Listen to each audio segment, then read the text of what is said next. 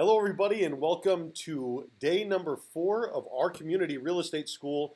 This is the free online real estate education designed to help you get licensed along with your First Tuesday real estate courses. So thank you for joining me today. We've got James and his dad, Fred, are both on the horn with us on the Zoom end, on the back end. If you'd like to have access to that, that is all on the back end of the website at educateandpowerexplore.com.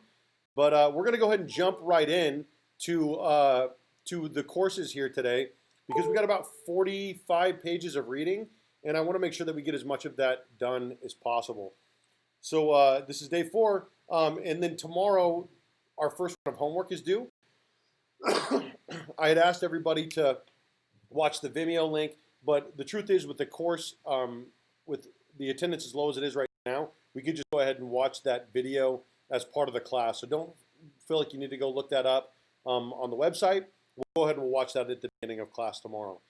All right, we're going to go ahead and jump in right now to all of the boring stuff. Here we go.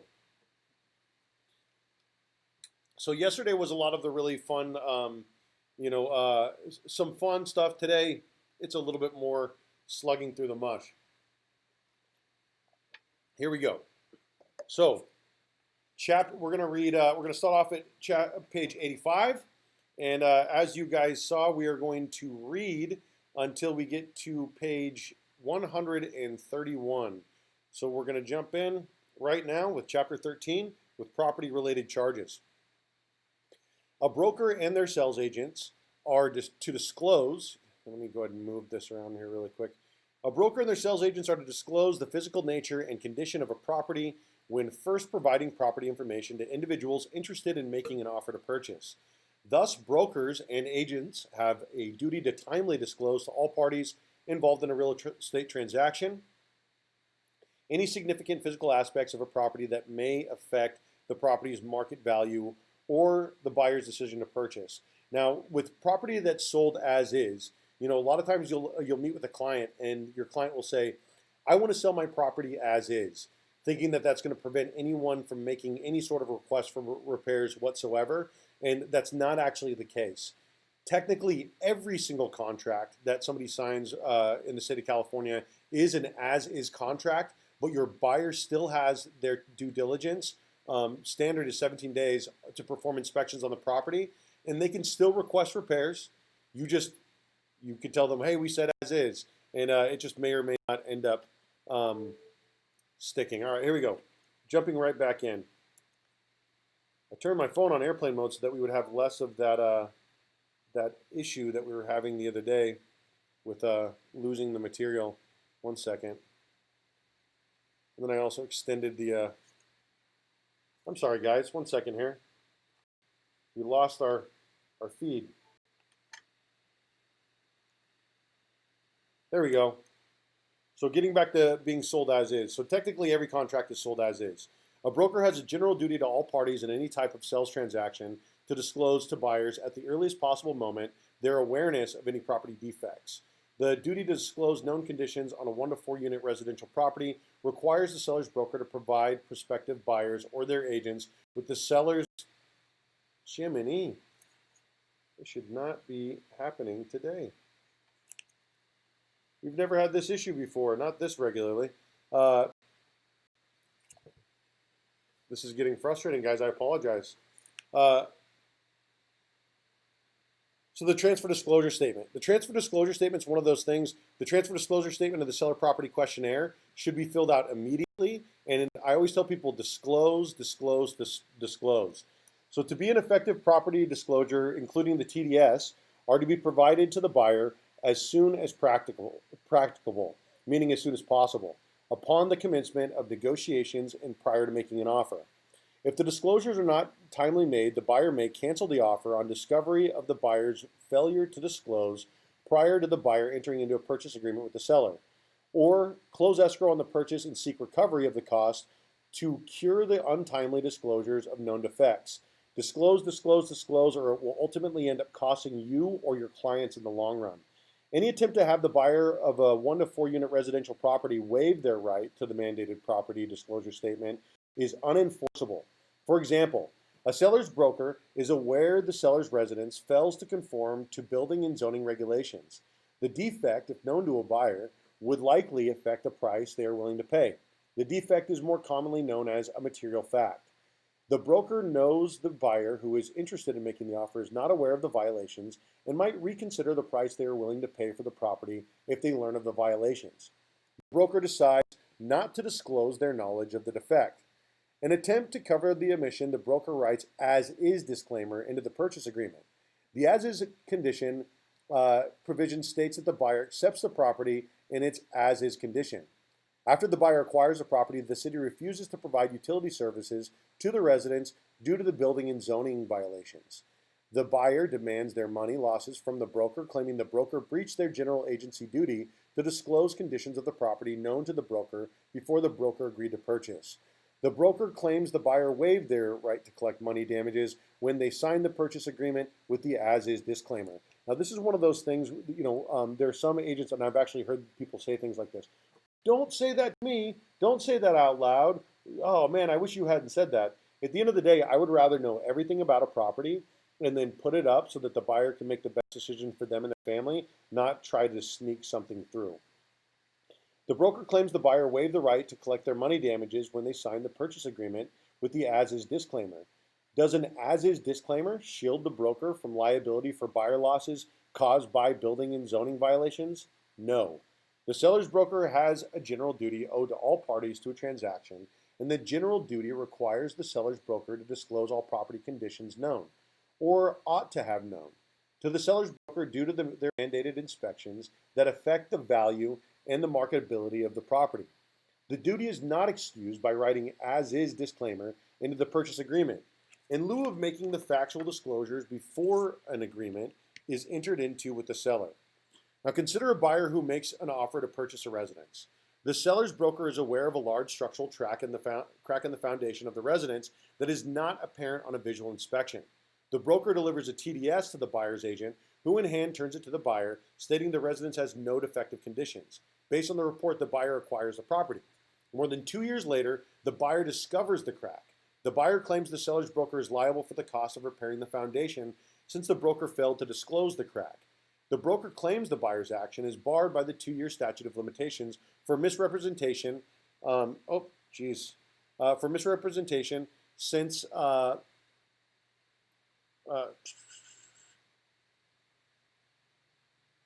my goodness. For misrepresentation, since the broker has only owed the buyer the statutory duty to disclose defects which would be revealed by a visual inspection. Is the broker liable to the buyer for intentionally misrepresenting the existence of the crack known to the broker in spite of the 2-year statute of limitations for negligent misrepresentations? Yes. The buyer's claim is not time barred under statutes requiring the broker to visually inspect and disclose observable defective property conditions. Liability is imposed on the broker for their intentional misrepresentation by omission of their actual knowledge of condition of the property not readily visible when they stated their defective conditions did not exist in the seller's TDS. Real estate size and boundaries will be accurately represented. Now there is a separate report. Of course, now are you expected to crawl around on your hands and knees in the attic or the basement? Absolutely not. There's something called a seller property questionnaire in the transfer disclosure statement, which the seller prepares, and it is their duty really to prepare that. You do it to the best of your ability, and then of course your responsibility is the agent visual inspection disclosure, which is a walkthrough where you you take a look at everything, kind of flick on all the lights and whatnot, but really you encourage your buyer to get a professional home inspection. Now with a professional home inspection, it just makes it a much better situation for you and the entire. I've never had someone not get a home inspection. A dad who claims that they know a lot about handyman stuff is not a professional home inspector. So real estate size and boundaries will be accurately represented. Consider a broker who is the exclusive agent of a buyer in the purchase of a 1 to 4 unit residential property. Without first receiving a survey or title report to verify their representations, the broker advises their buyer about the amount of acreage and the extent of an easement on the property. The buyer enters into a purchase agreement and acquires the property in reliance on the broker's verbal representations about the size and easement on the property. A further approval contingency calling for the buyer to confirm the representations is not included in the purchase agreement. More than 2 years after closing, the buyer discovers the acreage easement representations made by the broker are false. The property was worth less than the price paid. The buyer seeks to recover the difference in the property value from the broker. The broker claims the buyer's recovery is barred by the two-year statute of limitations for breach of a broker's agency to inspect and disclose defects on a 1 to 4 unit property. The buyer claims their action is not time barred since the 2-year statute of limitation only applies to negligent misrepresentations, not the recovery of a loss caused by the broker's intentional misrepresentations about facts related to the property's physical condition. Is the buyer entitled to the recovery for their loss in property value? Yes. So once again, when you get into an escrow and you tell your buyers, listen, we have 17 days standard to perform on contingencies. That's going to give us an opportunity to do a home inspection, to do a termite inspection, to perform an appraisal, to make sure that the title is clear of all liens and encumbrances. And so you have that 17 days to really do all of these things. And the truth is during that time, things come up. And when you're on the listing side, disclose, because you never want to be in a situation where somebody is coming back after your license years down the road. And in addition, you just kind of always want to do the right thing. I've been in a situation before where I've had a seller not disclose that they had a bad dishwasher in the center island. Buyer buys the house, does some dishes, they move out. Within 6 hours of owning the house, the island in the middle of the kitchen is completely flooded out. Now, I don't know how that was not disclosed by the seller. I don't know how it wasn't found in an inspection, but needless to say, they called me up and they were pretty panicked. Now, I could have told them, hey, listen, it's not my problem, blah, blah, blah, blah, blah, because they did their due diligence. And there's a lot of ways to protect yourself in the MLS by saying, buyer to do due diligence and verify all of these different things. Now, regardless, I want to keep my name clean, so I paid $2,500 out of my own pocket to repair the damages and replace their island because I just want to do the right thing. And you know what happened? That buyer, who was not my client, referred me business down the road. So if you do the right thing for people, they'll do the right thing for you. And you're in a situation where you get to do the right thing more often than not in real estate. And it comes back and pays dividends, which is the beautiful thing about this industry. So yes, the broker intentionally misrepresented the property size and easement without first confirming what they consisted of. The 2-year statute of limitation only applies to a broker who inspects the property and as a result of the inspection negligently fails to disclose facts that a reasonably diligent on-site inspection would have revealed. Here the broker made misrepresentations as fact without first verifying the information.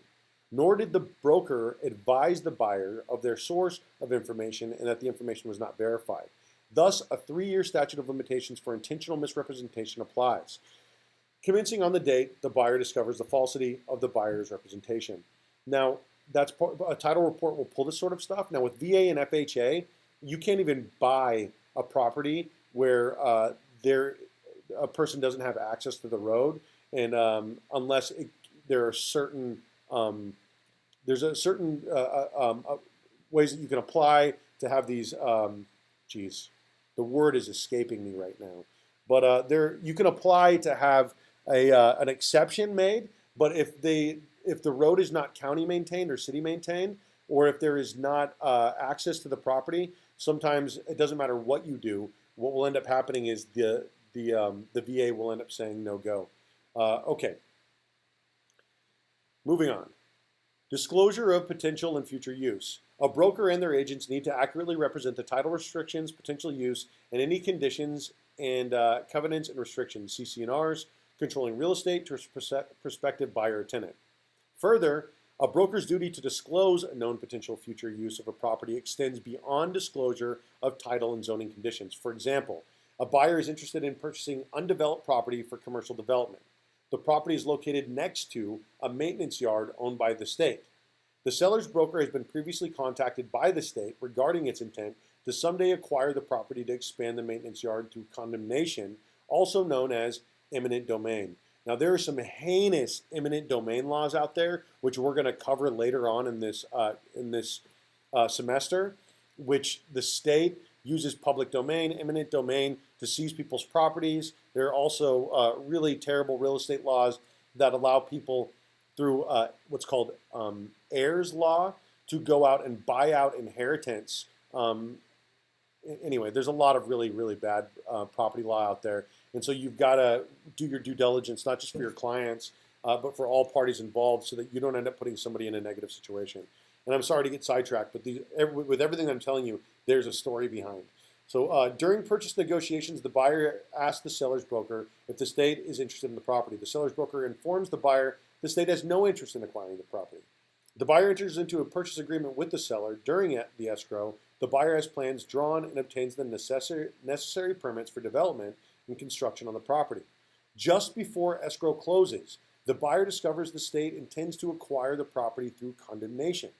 The buyer proceeds to take title to the property and later grants the property to the state in a condemnation proceeding. So one of these things, James, if you're interested in looking up a little interesting history story, you could look up the history of Bruce's Beach in Manhattan Beach. Look up Bruce's Beach, and then you'll find the way that the state used eminent domain to take Bruce's Beach away from a family, and when they couldn't scare them out, and they used the government to seize their property. And it's something that's never been made right here in Manhattan Beach. So check that out, Bruce's Beach. You'll be interested in it from what we talked about yesterday with the color of law. Okay, moving on. Here, the seller's broker is liable for out-of-pocket losses incurred by the buyer for their loss of proper use of the property.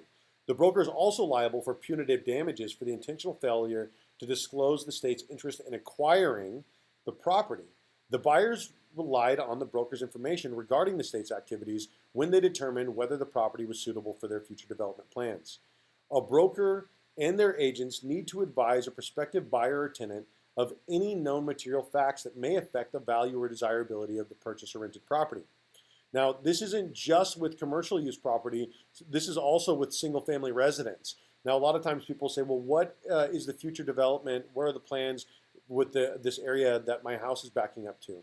Now, that might be a big difference whether or not somebody wants to buy a house if it's going to be single-family residences behind them compared to a gas station, right? So 4 categories of conditions contribute to or detract from the value of property. Physical condition of soil and improvements, land use and title conditions, operating income and expenses, and location hazards and surrounding area impact. The other thing is, you'll get people that, especially out here with the amount of veterans and whatnot are out here, they want to buy a family compound. They find 10 acres or 5 acres, and they want to build 2 or 3 houses on it. You have to make sure that it's zoned right for these things. And I'm sorry that to get sidetracked. I just specifically thinking about down here in Southern California next to Camp Pendleton. For example, a buyer seeks property for investment purposes. The broker recommends an apartment complex as the source of spendable income and equity buildup for the buyer. The broker analyzes the suitability of an income property, which is for sale, by preparing an annual property operating data sheet, APOD, and reviewing it with the buyer. However, the property's scheduled rental income is represented to be far greater than the actual income. Additionally, the broker represents the property is in excellent physical condition. However, the property requires extensive renovation due to deferred maintenance. Now, a bunch of people actually got themselves into trouble out here in Temecula because they bought property within the city of Temecula and then decided to use a VRBO and use vacation rentals. And it did state in the CC&Rs that vacation rentals are not allowed in the city of Temecula. So the people that are in these unincorporated areas are able to continue to use their properties as VRBOs, whereas the people that are in incorporated Temecula are now in a situation to where they're being forced to sell. So it's a really interesting conversation, and if you have someone specifically looking for short-term rentals, you also need to make sure that the CC&Rs or the HOA allows for them to use it for that use. Okay. The broker makes the representations based on information received from the seller. The broker does not investigate maintenance, expense, and income records of the property to check the accuracy of the seller's representations. Further, the broker does not advise the buyer and the seller as the source of the property information. At the urging of the seller, the buyer is dissuaded from inspecting the property by the broker. Crazy pants. relying solely on the broker's representations as the operating income and conditions of the property. The buyer purchases the property. After closing, the buyer realizes the operating income is far less than the scheduled income stated on the property operating statement. The buyer discovers tenants are delinquent in the payment of rent and incurs extensive deferred maintenance expenses. These conditions collectively reduce the projected net spendable income and in turn the property's market value. So this is one of those things where I never tell my buyers to buy a house where they're going to end up in a situation where they're going to have to evict tenants. Sometimes people say, "Oh, their lease is up in February, or their lease is coming up in January, or in May, and so they just want to rent back for 5 months and finish out their existing lease." Well, then you're in a situation to where it can get very expensive to evict somebody, and not your average landlord can't afford to go through these processes all the time. Okay. After closing, the buyer realizes eventually the buyer defaults and loses the property in foreclosure. Okay, so annual property operating data sheet. So this is something, if you were to get into, there's a lot of money right now in these four-unit apartment units, right? Where you can live in one and then rent out the other three. And in addition, veterans can actually use their VA loan to buy a fourplex, which is a huge deal. So what you're seeing a lot, especially a lot of these really smart Navy guys, they're living down there. They buy a fourplex, they live in one, they rent out the other three, and then when they move and they get stationed in Virginia or wherever, they rent out the other unit, and then they refinance conventional. They use that 20%, or they refinance conventional. They buy another fourplex in Virginia or wherever else that it is that they end up, and then they live in one. They rent out the other three, and then what happens is when you retire from real estate, or retire from the Marine Corps, retire from the Navy, you end up with a real estate portfolio where you've got $1.3, $1.4 million in real estate. Now, it's not just about these fourplexes. It's just that's where the largest return on income is right now. Okay, so this is an annual property operating data sheet. It goes into all of the different expenses that you might go through. We're not going to go line by line here. A broker marketing property as an income-producing investment owes a duty to the buyer to research and disclose whether the property produces adequate income to meet expenses. Alternatively, the broker may include a contingency provision in the purchase agreement calling for the buyer to confirm the representations or cancel the agreement prior to closing. Brokers cannot merely pass on statements made by the seller as to property's condition and income and expenses generated by the property. This goes more into that. And of course, if you wanted to look up all of these forms when you become licensed, or even just when you start getting access to all of these forms here in a little while, they always have, it's always marked right down here at the bottom. See where it says, oh, darn it, where it says Form 352. So there we go.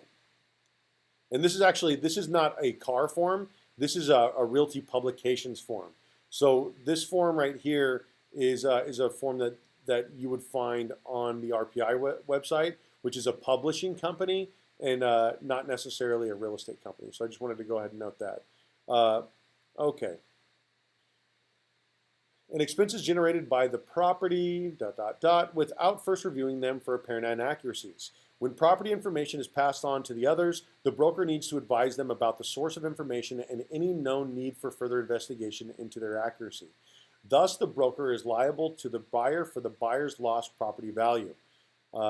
Verifying representation from others. A broker of a 1 to 4 unit residential property is relieved of the responsibility of verifying the representations regarding property conditions they receive from others and pass on to buyers as long as the source of information is disclosed to the buyer. The source of information is typically the seller, the seller's broker, or a home inspector.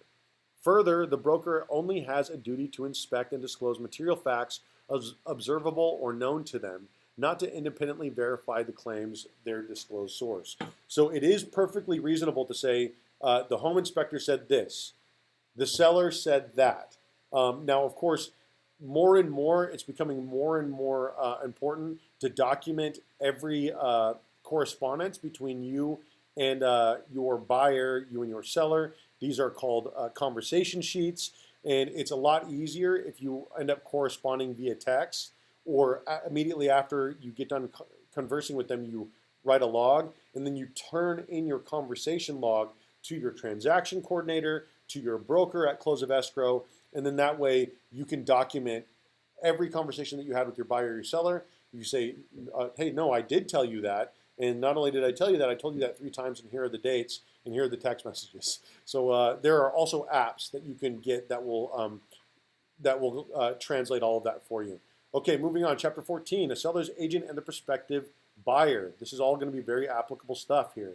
General duty to voluntarily disclose. A seller's broker and their agents have a special fiduciary agency duty owed solely to a seller who has employed the broker to diligently market the listed property for sale. The objective of this employment is to locate a prospective buyer who is ready, willing, and able to acquire the property on the listed terms.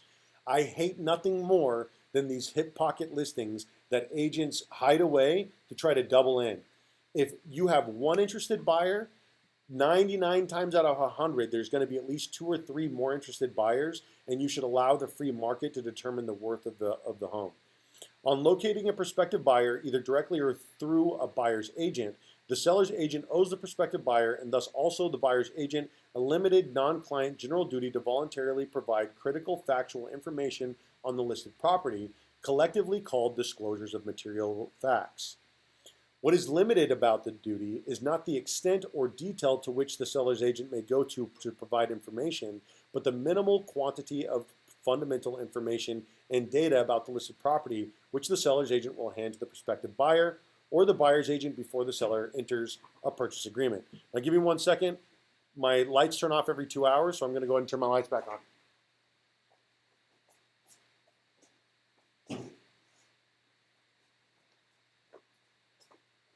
Ding, ding, I'm back. Okay, what is and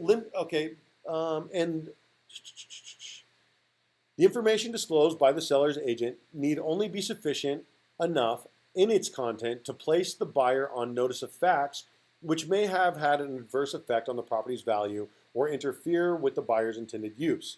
Transparency as public policy objective.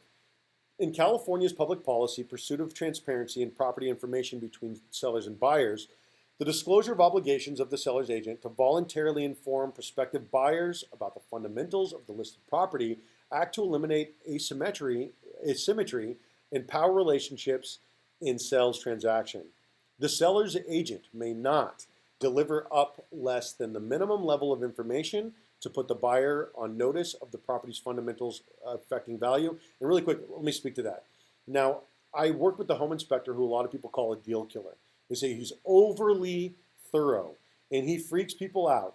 I would rather work with the home inspector who people call a deal killer and then make sure that my clients know everything than work with somebody who's going to sugarcoat a very serious issue and then ultimately end up costing my clients money in the long run. Okay, the seller's agent may not give unfounded opinions or deceptive responses in response to inquiries, or stifle inquiries about the property in vigorous pursuit of the best financial advantage possible for the sellers. There's a difference between due diligence and being a mischievous little liar. Gathering facts on adverse features. The methods for gathering adverse facts about a property's fundamental characteristics, as well as facts which enhance value, require the seller's agent to actively take steps to make specific disclosures when marketing a 1 to 4 unit residential property for sale. Actions which include conducting a visual inspection of the property to observe conditions which might adversely affect the property value of the property, and then enter any observations of adverse conditions on the seller's prepared transfer disclosure statement, or TDS, also known as condition of property disclosure. If not already noted on the TDS by the seller, or if inconsistent with the seller's disclosures, whether or not a home inspector's report has or will be received by the seller. Now, this is one of those things where if they tell you something and they say, listen, the house flooded because the washing machine blew up last year. I got everything fixed. It's not that big of a deal, but that's why there's a little bit of a stain up there. And then they don't put that on the TDS. That's why you have to read the TDS before you pass it on. Assuring sellers' compliance with the seller's duty to deliver statements to prospective buyers as soon as possible by providing the seller with statutory forms at the listing stage to be filled out, signed by the seller, and returned to the agent for inclusion in the marketing package to be handed to prospective buyers on their inquiry to additional property information. Reviewing and confirming without further investigation or verification by the seller's agent that all the information and data, the disclosure documents received from the seller are consistent with information and data known to the seller's agent. Advising the seller on risk avoidance procedures by recommending the seller obtain third-party inspections of the property's conditions and its components, i.e. roof, plumbing, septic, water, etc., to reduce the exposure to claims by a buyer who might discover the deficiencies in the property not known to the seller or the seller's agent, and responding to inquiries by the prospective buyer or the buyer's agent into conditions relating to any aspect of the property with the full and fair answer of related facts known to the seller's agent which might be considered detrimental to the value of the property. Now listen, during that 17 days, the buyer can back out for any reason. They've decided they don't like the weather around the house. They decided they don't like the traffic light or whatever it is. They've decided they wanted a fourth bedroom.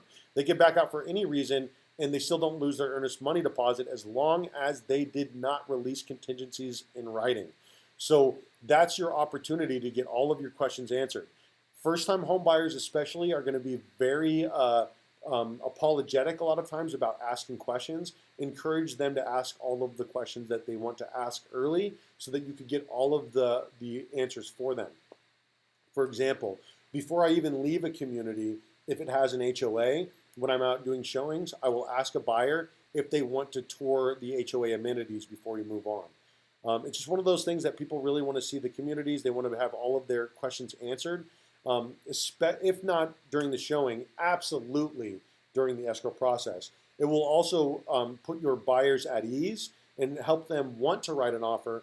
If you tell them, hey, listen, you can write an offer. We're going to have this earnest money deposit that you're going to put in that you are not going to lose. We're going to do these inspections, et cetera, and so forth. And then we're going to get you your money back if you decide that you want to back out for any reason whatsoever.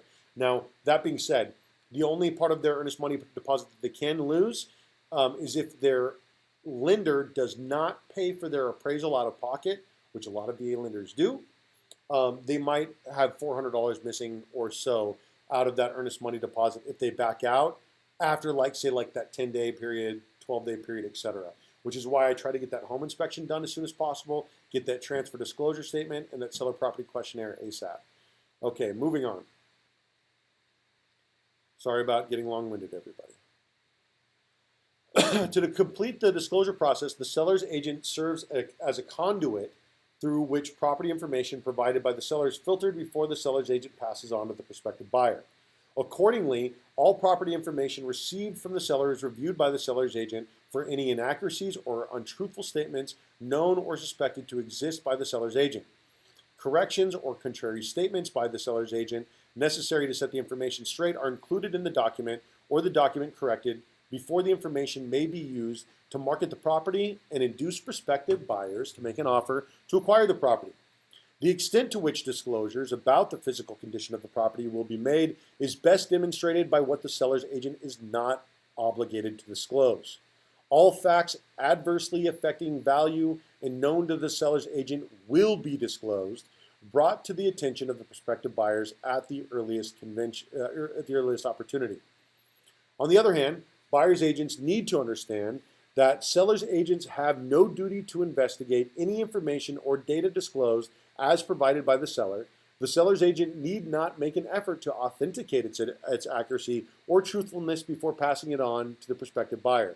Now, this is one of those things where, as a listing agent, you're sort of off the hook in some ways, especially if you put, something along the lines of buyer and buyer's agent to verify all, conditions not otherwise known to the listing agent on the MLS. It makes it so that you're sort of like held harmless in a lot of ways. Now, on the buyer's end, it's still your job to do your due diligence on the property and not expect that you're getting the truth about everything, or even that your listing agent knows everything. A lot of the times, especially if you're acquiring land or you're looking into commercial spaces, sometimes these agents haven't been down to the property. Maybe they went down once and there's one or two pictures, and you're not going to find out a whole lot. So you're going to have to pull the plot map. You're going to have to do all of this different stuff, find out what it's zoned yourself, because the listing agents a lot of times are just signing their name in the contract and moving on. On the other hand, however, as a minimum effort to be made before handing prospective buyers information received from the seller's agent is to review the information received from the seller, include comments about the agent's actual knowledge and observations made during the visual inspection of the property which expose the inaccuracies, inconsistencies, false nature, or omissions in the seller's statement, and identify the source of the information as the seller. The dumb agent rule for the single-family residences. Anytime you see SFR, that means single-family residence, which is just another way of saying home. A seller's agent on a 1 to 4 unit residential property, which is that's like an apartment, like a 4-unit dwelling or a 2-unit dwelling, something like that, owes no affirmative duty to a prospective buyer to gather or voluntarily provide the prospective with any facts unknown to the seller's agent about a property's title condition, the operating expenses for the property, and any tenant income the buyer will experience during ownership. The zoning or other use restrictions which may affect the buyer's future use of the property, except for the existence of industrial zoning, which affects the property in nearby military ordnance locations. That's a big one. So like living out here, you hear the explosions. And so sometimes people are like, well, what is that? Or, a big one actually here in French Valley is the airport. When people move out here, they say, oh, these airplanes going all the time. My kids love the French Valley airport. All of my kids, one of their first words was airplane. All these little tiny commuter planes flying around everywhere, they love it. But some people absolutely hate the noise. And so I tell people, there's this beautiful little community. It's French Valley. It's where I live. I ride my moped to work. But if you don't like little commuter planes flying above, then it might not be for you. That's it. Okay, so it's all about making sure that all of the information, zoning or other use restrictions, all of these different things are known. Income tax property. You want to suitability of the property. So a lot of times buyers, especially in this market, will want to put an offer on a house that they haven't even seen. Sometimes these pictures are old pictures. The tenant has destroyed the interior of the house. So if you're going to do something like that, you mark it subject to interior inspection. All right, moving on. Respond fully and fairly. However, when asked by the prospective buyer or buyer's agent about any aspect, feature, or condition which relates to the property or transaction in some way, the seller's agent is duty-bound to respond fully and fairly to the inquiry. The response includes material facts known to the seller's agent about the subject matter of the inquiry and is free of half-truths and misleading statements. Conversely, it is the buyer or the buyer's agent who has a duty to care for and protect the buyer's best interest in the purchase of the property. That's the fiduciary duty to your client. The buyer's agent, not the seller's agent. Buyer's agent is representing the buyer. Seller's agent is representing the seller. Is to determine what due diligence efforts are necessary to learn the extent to which the facts disclosed by the seller's agent interfere with the buyer's expectation for the use and enjoyment of the property before allowing the buyer to make a decision to purchase property or close escrow. Now, that's another one. If you're buying property out in Awanga or Anza, a lot of times these listing agents will not put the proper zoning on the property, and you might find out that a property is zoned R10, which is a huge deal. That's a lot of, you could do a lot with a property that's zoned R10. You might find out that it's zoned RR. And so like RR means that you could have a house and another guest house of equal size or smaller on the property. But if somebody says it's zoned R5, which is a totally different thing, anyway, you need to make sure it's your job as a buyer's agent to protect your client's best interest and to follow up on all of this information that may or may not be reliable from the listing agent. In response to an inquiry, a seller's agent in a 1 to 4 unit residential property owes no duty to a prospective buyer to address the existence, much less the nature of an easement located on the listed property since they are public records. Again, I had a VA client. They wanted to buy a property. It turns out they did not even have access to the main road. And when I pulled that and I realized that, somebody says, oh, you know what? All the neighbors, though, are really cool. Well, that might change, right? So that's just one of those things that you need to do. You can't take these things for granted. However, when the seller's agent responds to an inquiry by the prospective buyer by providing information on the easement, And an easement is a proper, you can passing through part of a property to get to another property. So if you have one property here and you've got the main road over here, the easement, having an easement would be what helps you get from the road through someone else's property to the property that the buyer is purchasing. So that's one example of an easement. Anyway, we could get into a whole bunch of examples of easements, but that will be later. I just want to make sure that you knew what the term easement means. However, further, the seller's agent needs to identify the source of information if they have not confirmed its accuracy or correctness, or condition the response in such a way as to prevent the prospective buyer from justifying their reliance on the information without further investigation. Hey, listen, I heard this from the seller, but let's find out from title before we X, right? The buyer's inquiry is entitled to a response based on the seller's agent's working knowledge for the underlying facts or identification of the source of the information given. If the seller's agent lacks sufficient knowledge to comment, they are duty-bound to say so. And I'll tell you what, that's with everything. That's with lending too. So if somebody's asking me a bunch of questions about lending, listen, I don't talk money, I talk properties and contracts. Minimum level of disclosure. A seller's agent locating a prospective buyer for their client's 1 to 4 unit residential property owes a duty to the prospective buyer to conduct a reasonably diligent visual inspection of the property for defects which adversely affect the value of the listed property. On completing the inspection, the seller's agent is to note on the seller's TDS any defects are observable or known to the seller's agent which are not already noted by the seller or are inconsistent with the seller's disclosures. The TDS is to be handed to the prospective buyer as soon as practicable. Now, if it's held in a trust, there's a lot of times sellers are selling a house that they have never set foot in. Does that mean that you as a listing agent get to hand people a blank TDS? Not necessarily, right? So however, the visual inspection and investigation of 1 to 4 unit residential property by the seller's agent and the disclosure of their knowledge and the observations exclude other readily available information not already known to the seller's agent, such as knowledge that may be attained by the inspection of areas reasonably and normally inaccessible to the broker, the investigation of off-site areas and areas surrounding the property, the inquiry into or reviewing public records or permits concerning title or use of the property. Now, you don't have to get crazy with it, but you do have to do your due diligence on the property. In fact, you could get yourself in trouble if you get crazy with it. However, the minimum disclosures rules for a seller's agent does not apply to a buyer's broker or agents, much less limit the buyer's agent's duty to fully and fairly inform and advise on what investigations the buyer ought to undertake. Hey, listen, we did our own home inspection. You don't need to worry about it. We'll just send you over the inspection. Negative. You still want to do your own home inspection. Common law duty. Further, the minimum 1 to 4 unit inspection and reporting requirements imposed on the seller's agents includes the common law duty still imposed on the seller's agents of other types of property to further investigate and disclose to buyers or sellers any material facts the agent's discoverings regarding title conditions, the financial consequences of owning the property, such as property's operating cost, or the tax aspects of the transaction, seller only. The 1 to 4 unit disclosure limitation on the seller's agent serves to set a minimum level of information and data to be disclosed to put by the buyer and the buyer's agent on a notice of physical defects in the property which are observable or known to the seller or the seller's brokers and their agents. And for those, for Fred, who's just joining us, we don't read all of the stuff in the blue because we don't want to read it and then read it again. So Chapter 15, Conditions of Property, the Seller's Disclosures. We've got 2 more chapters to read today. So we are on, let's see, we've got page 99 right now.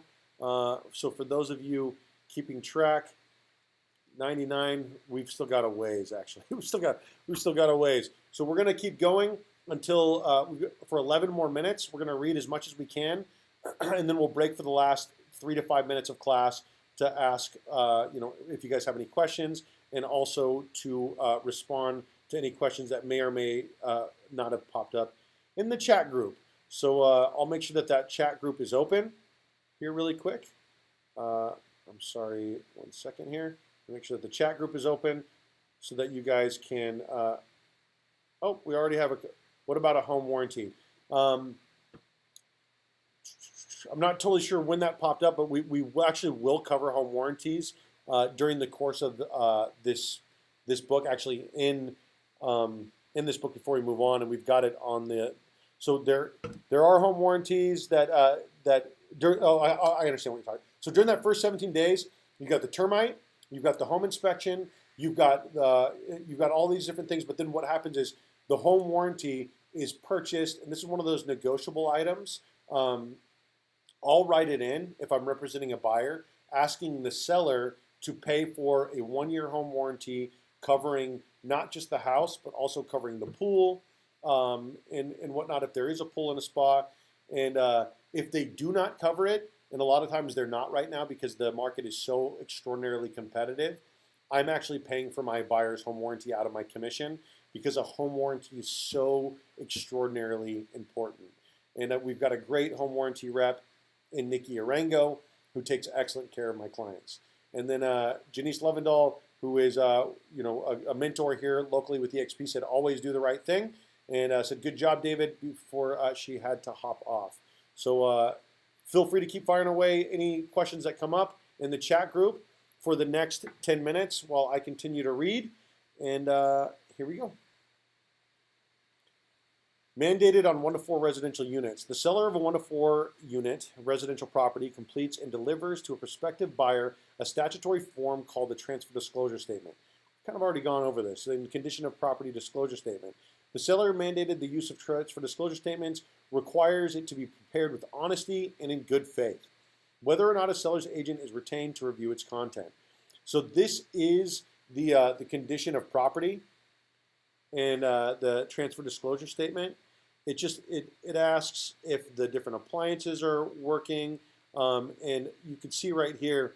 So the real estate disclosure statement, all of these different things. But right here, in other, this is where my clients go absolutely nuts. Because what I do is I not only do I have them fill out anything that's gone wrong, but I also have them put in all of their improvements here. So sometimes you'll need to put an addendum into this part of the contract, or to just have overflow notes to have all of the different improvements that they have done over the years. Okay. And then it will ask them things like, anyway, lots of yes or no questions. But like we said, we don't go over the contracts too much because there's not a whole lot of that on the test, and it becomes more important once you become licensed. When preparing the TDS, the seller sets forth any property defects known or suspected to exist by the seller, any conditions known to the seller which might negatively affect the value and desirability of the property for a prospective buyer are to be disclosed. Even though they may not be an item listed on the TDS, disclosures to the buyer are not limited to the conditions reprinted for comment on the form. Also, the buyer cannot waive delivery of the statutory mandated TDS. So you can't write in the contract, we don't want a TDS. That's how serious we are about the offer.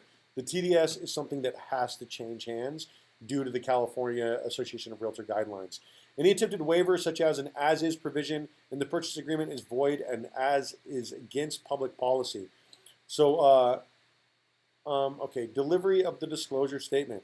While it is the sellers who prepare the TDS is delivered to the buyer by the agent who directly receives the purchase agreement offer from the buyer. The failure of the seller or any of the agents involved to deliver the seller's TDS to the buyer will not invalidate a sales transaction after it is closed. However, the seller and the seller's broker are both liable for the actual monetary losses incurred by the buyer due to an undisclosed defect known to them. The TDS is handed to the buyer before the seller accepts a purchase agreement, handed digitally 99 times out of 100. If the TDS is delivered to the buyer after the seller enters into a purchase agreement, the seller is in an untimely violation of the TDS rules, and the buyer may cancel the purchase agreement or discover. Now, listen, most of the times this isn't what happens. You just require it, or you request it, and sometimes it takes longer, and then you say, hey, listen, I'm not going to remove contingencies until I get everything I need. But you can cancel the agreement, just continue to ask for it. Make a demand on the seller, this is more correct, to correct the defects or reduce the price according before escrow. Close escrow and demand on the seller for the cost to cure the defects. The TDS is delivered to the prospective buyer as soon as practicable on commencement of negotiations. So again, 99 times out of 100, and again, I don't even work with clients where they mandate that I'm there for the paperwork. We do everything digitally, especially with everything that's going on right now through COVID-19. If they have any questions, I can hop on a call like this and go over these sort of contracts with them through Zoom or through Ecamm, and or I can record myself doing an explanation through this program called Ecamm. And you can actually get Ecamm for free. I do have a paid version, and it allows me to do things like the green screen option. And what I can do is I can walk my clients through these things, record a video, and then send it into them. And it makes it a lot easier. Now, when I first got started in real estate in 2014, when I opened 7 escrows in my second month, I was driving back and forth between clients every time I had contracts, and I actually rear-ended somebody driving. I was looking through my contracts, I was writing everything out, and I slammed into the back of a vehicle, and everybody lived, but they had to spend some time in the hospital. I'm just kidding. Nobody had to spend any time in the hospital. It was really a fender bender. All right, buyer's right to cancel on delayed disclosure. The TDS is to be delivered to the prospective buyer as soon as practicable on the commencement of negotiations, as with the delivery of the natural hazard disclosure statement. I've got a great NHD company called Snap NHD. They're also they develop apps. They're super rad. Everybody is so digital these days that all of this stuff can be handled with an application. So anyway, the disclosure statement, which has been dictated by the California Attorney General to be delivered ASAP, the TDS is delivered before entry into a purchase agreement. If the TDS is a belated delivery to the buyer after the buyer and seller enter into a purchase agreement, the buyer may elect to cancel the purchase agreement under statutory 3-day right to cancel. Now what this is you send over the right to cancellation, but they still have to respond to it. They still have to sign it and let you out of it. Again, when you're in that 17-day period, a buyer can pretty much cancel for any reason and back out, and they're going to get their earnest money deposit back, sans that appraisal fee. Demand to cure an undisclosed. Oh, that's normally our 5-minute warning, but we got a little bit started because I got a chance to meet your dad this week, so we're going to keep rocking and rolling for a couple more minutes. Okay. Demand to cure an undisclosed material defect. An alternative remedy to canceling the purchase agreement on receipt of an unacceptable TDS, the buyer may make a demand on the seller to cure any undisclosed material defect affecting value known to the seller or the seller's agent prior to entering into the purchase agreement. If the seller's agent knew or is charged with the knowledge of the undisclosed effects at the time the buyer or seller agent entered into the purchase agreement, the buyer's demand to cure the material defect may also be made on the seller's agent. If the seller will not voluntarily cure the defects on demand, the buyer may close escrow and recover the cost incurred or valuation lost. All the stuff that it keeps talking about handling things after close of escrow, that doesn't really happen a whole hell of a lot. You want to get your stuff happened or everything taken care of during that escrow process. That's what escrow is all taking. And then if you aren't getting your things taken care of, refuse to close. Just refuse to close, because once people get paid, they're going to care a whole lot less about what your clients want or need. Anyway, another alternative for the buyer is to perform on the purchase agreement by tendering a price reduced by the cost or repair the replaced defects known to the seller and an untimely or discovered by the buyer. So now some of these things, so that would happen during the request for repairs, but certain things like cosmetic repairs, carpet allowances, things like that, with VA and FHA, like government-backed loans, it's not even legal. So a lot of times, seller to offer $5,000, carpet credit in lieu of repairs, and they'll put that on the MLS. Well, that doesn't even work for your VA clients because the VA and FHA, they don't allow kickbacks at close of escrow to handle that kind of stuff. Again, there are programs to where if you have a VA client that wants to buy a fixer-upper, then they can do that. There's all sorts of programs. It's called the VA rehabilitation loan.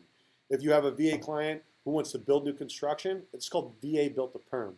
There's 1.5 million VA programs out there that are going to empower your clients, because a lot of your clients out here are going to be VA. You got to find out about the program. Now include a home inspector.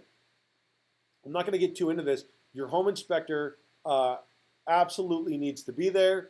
Have your home inspector meet your agent or your clients at the property while you're there. That's when you're going to do your agent visual inspection disclosure, and then they're going to go over the property with your clients at the property. And then they'll send them a color-coded report, a lot of times same day. Mandatory inspection by the seller's broker. A seller's agent or seller's broker is obligated to personally carry out a competent visual inspection of the property. This is called your AVID. So this is something that you're going to go through. You're going to flick on all the lights, check to see if there's any moldy spots and things like that. Open up the cabinets. You know, you don't have to crawl around any attics or crawl spaces, but you gotta do your visual inspection disclosure. A seller's agent is expected to be competent as a broker as an inspection, and that's something that your broker will tell you exactly what to do and how to fill out an AVID once you become licensed. Following their mandatory visual inspection, the seller's broker agent needs to make disclosures on the seller's TDS in full reliance on the specific items. So if anything comes up, remedy that with the TDS. Controlled and exempt sellers. Unless a seller is exempt, sellers of a 1 to 4 unit residential real estate are required to fill out and furnish buyers with the statutory TDS when entering into a purchase agreement. Okay. All right. Transactions which exempt the seller but not the seller's agent from preparing and delivering the statutory TDS. Again, like I said, you've got to prepare the TDS. If they say, hey, I've never even been to the property, it doesn't matter. You've got to fill out the TDS. By court order such as probate, eminent domain, or bankruptcy, by judicial foreclosure or trustee sale, on the resale of a real estate owned property or REO acquired by a lender in deed of the lieu of foreclosure or by foreclosure, from co-owner to co-owner, from parent to child, from spouse to spouse, by tax sale, by reversion of unclaimed property to the state, and from or any government agency. Government is always off the hook. They're never held liable. The best property disclosure tool for exempt sellers is the preparation and delivery for the statutory TDS form and the property's inspection report to prospective buyers or the buyer's agent on every type of transaction if the transaction is exempt or with concerns of the property other than with 1 to 4 units and the form of the practical matter to be used. Oh, hold up. Chapter 15 summary. Let's see. We've got 3 more minutes left in class. We've got 1 more chapter to read. This is environmental hazards and annoyances. Environmental hazard, let's see, how long is this chapter here? Pretty long. We're not going to be able to get through it. So I'm going to give you a Reader's Digest version of this chapter. We're going to sprint through it just so that you get kind of the rough idea. And then we're going to try to get you access to your first Tuesday material sooner rather than later. Like I said, I tried to get a hold of, I did get a hold of the scholarship director. I talked to them yesterday about getting you access to the course material instead of making you wait 3 weeks just because you've been doing all of the work. So here we go. The environmental hazards are anything that's injurious to the health of humans and interfere with an individual's sensitivities. Things like the airport, like I said, or a loud road, or all of those different things. And further analysis, an occupant and enjoyment of the property located on the property originate from the source of elsewhere, hazards on the property. This is things like asbestos, formaldehyde, radon gas, hazardous waste from the materials, such as toxic, corrosive, inignitable, or reactive, toxic mold, smoke from the combustion of materials, products, supplies, or substances located within the building, security bars, which might interfere with an occupant's ability to exit the room to avoid another hazard, such as a fire, and lead. Now, prior to a certain time in California, all paint had lead in it, so that there is a disclosure which deals with that specifically. Again, military ordnance sites 1 mile off the property, industrial zoning of the neighborhood of the property, airport influence, or ground transportation arteries, which include train tracks and major highways in close proximity to the property. So if there's a giant train track, you're going to need to disclose it. The effect and value and desirability. So we're just going to let you guys, so from page 107, this would be the homework here. And again, the test is 100% open book. So if you don't get to this stuff, James, Fred, don't worry about it. The test is open book. Do your best. And then what's going to happen is in 3.5 weeks from now, we're going to do the test. We're going to do it. I'm going to leave the Zoom meeting open for everybody to take this test together and work their way through it. There's no reason for anyone to fail the test whatsoever, especially because you're going to have a PDF version of the course outline. You get what I'm saying, Professor? Fellow teacher of high school students right now. So the thing is it's a very, very, very easy test. And so all of the stuff is going to be put out in front of you. So tomorrow what we're going to do is we're going to hop on, and then at the beginning of class, we'll have a Socratic discussion. We'll talk about why it is that you decided to get into real estate. Actually, we'll probably do that after I watch the Vimeo link. That way we can post the first part of the class and then remove the Socratic discussion. And what that Vimeo link that we're going to watch is it's going to break down exactly what a finder is, so that both of you guys can start. If you end up finding somebody who wants to buy or sell real estate, you can actually get paid before you're even licensed. And what that means is, once you become enrolled in a real estate school, which is what you're going to be doing with First Tuesday through CalPACES, you will be in a situation where you are an agent in training, and then you can act as a finder, which means that you can find and identify people who want to buy and sell real estate. There are things that you can't do. You can't talk about price. You can't talk about the specific things that they're looking for. Any sort of agent-related activities. You can't market yourself as an agent, but it's essentially like being a part of a street team. Now, that frees you up to where you're getting a 25% commission paid directly from our community at close of escrow. So anyway, it's one of those things. It's an added bonus. We are now at 1 minute, or 1 hour and 1 minute. So I'm not going to hold you guys any longer. We'll see you guys tomorrow for day 5 for the Socratic discussion, and for the Vimeo, the video to break down the Finder program. I'm going to go ahead and check really quick. What about FSBOs? Do they still do a TDS? A FSBO is not required to do a TDS because they're not a licensed real estate agent. They're not held by the same stipulations that we are as licensed realtors. So if somebody does a FSBO, that's one of the reasons why when people get into the situation to where they're working with a FSBO, they're not really protected. They don't have the same sort of benefits that they would have as working with a real estate agent. Now, that being said, I've been a buyer where I've helped somebody buy a FSBO, and I basically did everyone's paperwork for both sides in order to make it happen. And I sent the seller the TDS so that they can fill it out. I got them connected directly with escrow, and then I just basically said, hey, listen, for the sake of transparency and walking you through this, I just want to make sure that everyone's protected, and I made sure that they had all the forms that they needed to have, and help them walk through it. And a lot of real estate agents who might be watching this through to the end would hate me for that. They'd be like, oh, you're denigrating our industry. You should have just taken them to the cleaners. But again, it's better to do the right thing by people. So one of the things that I do is I have marketed myself to FSBOs in the past. I did a whole YouTube series about going FSBO, because I know that it's a very overwhelming thing to try to sell your house by owner, and then ultimately they end up coming to me for help anyway. And that's what it has ultimately ended up happening a lot of times in the past. And it doesn't cost me anything to be a nice person. So I appreciate the question. It was a great question.